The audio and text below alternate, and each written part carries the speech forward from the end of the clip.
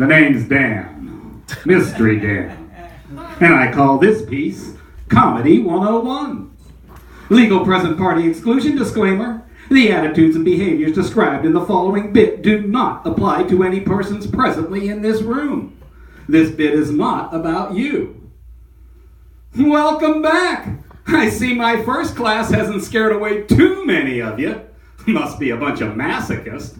Now, as we learned in our first class, the number one rule of comedy is, it's all about you. Yes, from class clown to office cut-up, you've always been funny. Just ask any of your family and friends. If you weren't funny, you wouldn't have passed the audition to take this course here at Mystery Dan's Comedy College. Comedy is your jam. So you've crafted your killer showcase set, and it is, of course, all about you. But before you board your private jet to host Saturday Night Live, you first gotta conquer the LA open mic scene. Yes, the open mic. It's where the grind begins, and where we take the it's all about you concept to the next level. Now I know what you're thinking. I am an artiste. I am entitled to an audience. I bought the one-item minimum. Well, I hate to break it to you kids, but there are no audiences at open mics. Only other comics waiting their turn to perform. And once they lay down their sets, they're out the door. You go up last, or headline as we say in the business, and the MC is your audience. I once heard a headliner utter the saddest words in all of comedy. Waited 3 hours and ate a dick. Let's be clear. You have absolutely no moral or ethical obligation to ever listen to another comic. Common decency, maturity, and the golden rule have no place in comedy.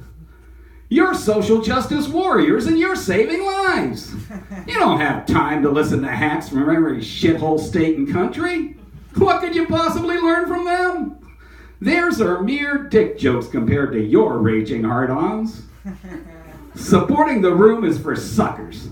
I call them yuck cucks. No, your time is much better spent out on the back patio networking with the other comics. And that's how you get on the podcasts that matter. And start assembling that posse for your private jet. These are the buds who sign you up early at open mics, and you do the same for them. That way you all get up early and move on to slay at the next mic. Rules are for suckers. The only way to win is to cheat. So you go to a bucket mic, be sure and put your name in more than once.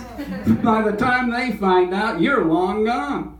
And it's not like you're ever going to see any of these losers again. Except, of course, your buds. You'll be sure to take them up with you once you make it. That's how it works in comedy. One comedian makes it and he brings all of his friends up with him. You don't need talent, just connections. I get the warm and fuzzies just thinking about it. Now, if you absolutely must be in the room, say it's raining outside or something, well, bring the party on in with you. Any banter between you and your friends is sure to be more entertaining than anything going on the stage. And let's not forget why you came to this mic in the first place. And that's to get noticed. So, feel free to heckle the other comics. Somebody says something you don't agree with, you let them know. Now, if your friends aren't around, well, that's what cell phones were made for. It's a good time to get caught up on your social media. #killing it. Or line up that next Tinder or Grindr date, which is sure to yield comedy gold.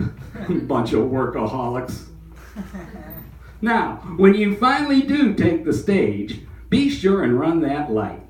You can get a good 60 to 90 seconds before they play you off. And when you're done, make sure you drop that mic. It's important you let the audience know that you killed, even if they were too dumb to notice. Then just strut straight off that stage and out the door and on to slay at the next mic. That's about all the time we have for our class tonight. Next week, we're going to learn how to host our own show, where we'll be taking the it's all about you concept to the max. That's my time. Thank you very much. Good night.